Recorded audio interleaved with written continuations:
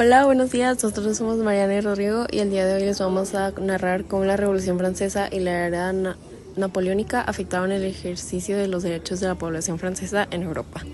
La Revolución Francesa inició el 14 de julio de 1789, tras la toma de la Bastilla como acto revolucionario en contra del gobierno por parte del Tercer Estado.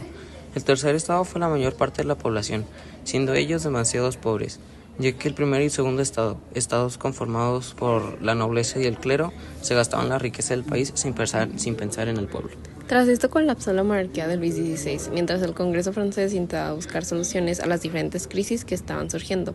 En un intento de ser escuchados, el Tercer Estado crea la Asamblea Nacional y presentan la Declaración de los Derechos del Hombre y del Ciudadano, en la cual se establecen los derechos y libertades de los ciudadanos franceses. En 1792 sucede la abolición de la monarquía y se establece la Primera República de Francia, pero esta es destruida tras la llegada de Robespierre y se establece el régimen del terror. Este dura un año hasta que Robespierre es guillotinado y se establece el Directorio, la cual fue una forma de gobierno en la que varios hombres estaban al mando para evitar nuevos levantamientos, pero el Directorio trajo crisis económica, desigualdad social y corrupción en el gobierno. Todas estas causas detonaron el golpe de Estado que dio Napoleón, terminando con la era revolucionaria para dar paso a la era napoleónica. Durante la Revolución Francesa, los derechos que fueron mayormente afectados fueron el derecho a la igualdad, el derecho a la propiedad, la libertad de expresión y el derecho a la resistencia contra la opresión. El derecho a la igualdad fue afectado porque, dependiendo de la clase social a la que alguien pertenecía, lo tratarían de forma diferente. La libertad de expresión fue afectada principalmente por el régimen del terror, ya que la gente no podía expresar opiniones diferentes a las del gobierno. Y pasa algo similar con el derecho a la resistencia contra la opresión. Fue afectado durante el régimen del terror, al suprimirse toda la oposición al gobierno revolucionario. Aquí también se ve afectado el derecho a la vida, ya que si alguien decía algo en contra del gobierno, eran guillotinados. Y ahora les vamos a explicar cómo la llegada de Napoleón deja el legado del Código Civil que ayuda a que los derechos no sean violentados. La era napoleónica inicia tras el golpe de Estado que dio Napoleón, que en sí fue un golpe de Estado incruento que derrocó al Directorio francés y lo reemplazó con el consulado francés. Ahí es cuando Napoleón se declara a sí mismo como cónsul vitalicio. El consulado fue hecho con el propósito de restaurar la estabilidad en Francia, tras los años de conflicto y desorden de la Revolución.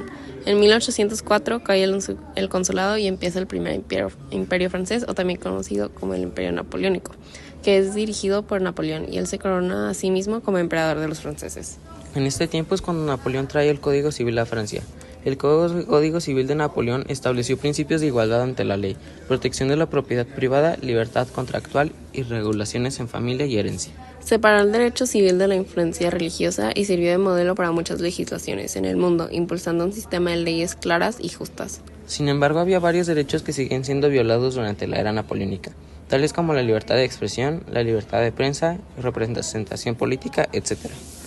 Y en conclusión, durante esos periodos hubo diversas represiones hacia los derechos humanos, pero sin embargo se intentaba luchar contra esto mediante la creación de los derechos del hombre y del ciudadano. Y con el Código Civil que trajo Napoleón, estos dos documentos fueron clave para la resolución de los problemas y también fueron causas externas de diferentes movimientos revolucionarios, como la independencia de México y otras colonias españolas. En nuestra opinión, estos eventos hicieron que los derechos humanos fueran una realidad posible, al generar cambios radicales en las poblaciones europeas. Estos movimientos no solo mejoraron las condiciones de vida y libertades en Europa, sino que también inspiraron los movimientos revolucionarios en América, lo que marcó un antes y un después en la historia, influyendo en la manera en que percibían los derechos individuales y colectivos.